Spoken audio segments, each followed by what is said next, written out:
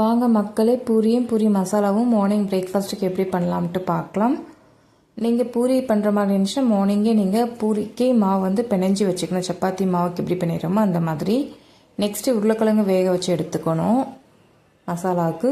அதுக்கப்புறம் பொட்டுக்கடலை வந்து இந்த மாதிரி பவுடர் மாதிரி மிக்சியில் அரைச்சி எடுத்துக்கோங்க. இப்போ ஒரு கடாய் எடுத்துக்கோங்க. நீங்கள் தேவையான அளவு எண்ணெய் விட்டுக்கோங்க. எண்ணெய் சூடானதுக்கு அப்புறமேட்டு ஒரு டேபிள் ஸ்பூன் கடுகு சேர்த்திக்கோங்க.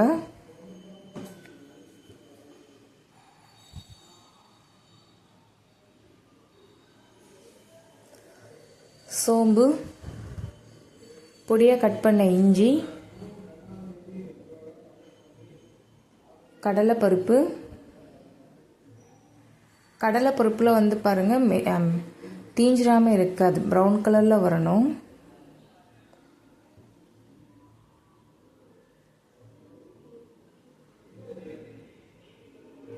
நெக்ஸ்ட்டு 4 பச்சை மிளகாய், 2 நீல வாக்கில் கட் பண்ண பெரிய வெங்காயம். பூரி மசாலாவுக்கு வெங்காயம் வந்து அதிகமாக வணங்கக்கூடாது, லைட்டாக கண்ணாடி பதத்துக்கு வந்தால் போதும். நெக்ஸ்ட்டு கருவேப்பிலை,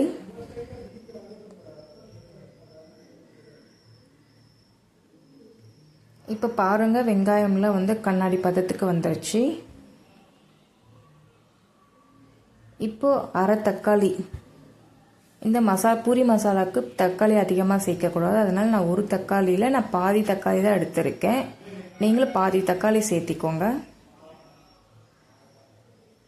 லைட்டாக தக்காளி வெந்ததுக்கு அப்புறமேட்டு மஞ்சத்தூள் சேர்த்திக்கோங்க. அப்புறம் வேக வச்சு எடுத்து வச்சுருக்க உருளைக்கிழங்கு சேர்த்து இந்த எண்ணெயிலே நல்லா பிரட்டி விடுங்க, கலந்து விடுங்க. இந்த மாதிரி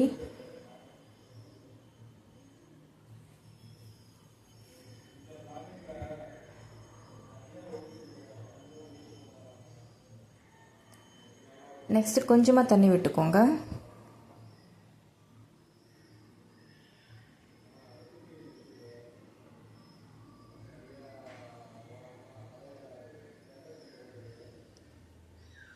இப்போ உங்கள் தேவைக்கு ஏற்ப உப்பு சேர்த்திக்கோங்க.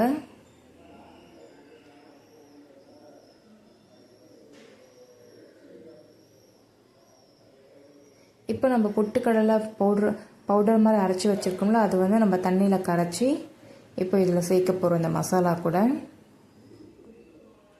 நீங்கள் எத்தனை பேருக்கு செய்வீங்களோ உங்களுக்கு திக்னஸ் எவ்வளோ வேணுமோ அந்த அளவுக்கு நீங்கள் பவுடர் எடுத்து தண்ணியில் கரைச்சிக்கோங்க.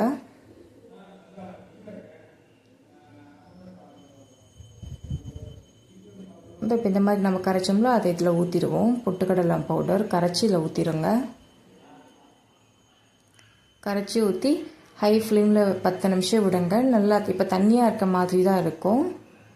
அது 10 நிமிஷம் நல்லா கொதித்து வந்ததுக்கு அப்புறமேட்டு திக்காயிரும், மசாலா மாதிரி திக்காயிரும். இப்போ தண்ணியாக தான் இருக்கிற மாதிரி இருக்குது பாருங்கள். ஒரு 10 நிமிஷத்துக்கு அப்புறம் பாருங்கள், 10 நிமிஷம் கூட வேண்டாம், ஒரு 7 நிமிஷத்துலேயே போதும். 5 to 7.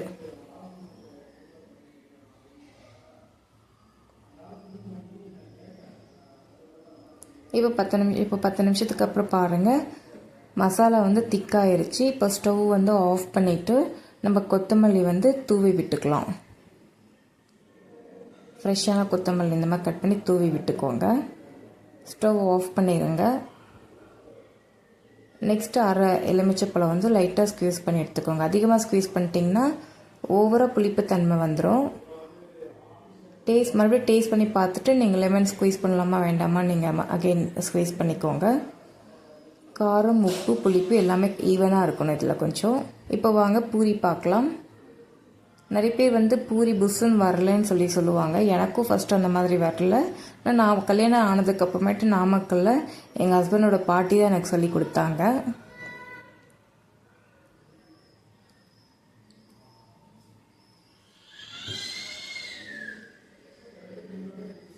இப்போ பாருங்கள் எண்ணெய் நல்லா சூடாகிடுச்சு. இந்த பூரி லைட்டாக எண்ணெய் போட்டுட்டு எண்ணெய்க்குள்ளே நல்லா அமுத்தி விடுங்க லைட்டாக. அது கொஞ்சம் மேலே புஸ்ஸுன்னு வர நம்ம கரண்டியும் மேலே லைட்டாக தூக்கணும். லைட்டாக இந்த மாதிரி அமைக்கி விட்டுடுங்க. இந்த மாதிரி புஸ்ஸுன்னு வந்துடும் பூரி. நல்லா சாஃப்டாகவும் இருக்கும். சில பேர் பூரி சுட்ட வந்து பார்த்திங்கன்னா ரொம்ப ஹார்டாக இருக்கும். ஆனால் நீங்கள் இந்த மாதிரி சுட்டு பாருங்கள், ரொம்ப புசு புசுன்னு இருக்கும், சாஃப்டாகவும் இருக்கும். பூரியெல்லாம் பாருங்கள் எப்படி புஃப்னு இருக்குன்ட்டு. பூரியும் பூரி மசாலாவும் வீடியோ காமிச்சிருக்கேன். நீங்களும் இதே மாதிரி ட்ரை பண்ணி பாருங்கள், ஈஸியாக இருக்கும். பிகினர்ஸ்க்கும் ட்ரை பண்ணி பாருங்கள். தேங்க்யூ, பாய்.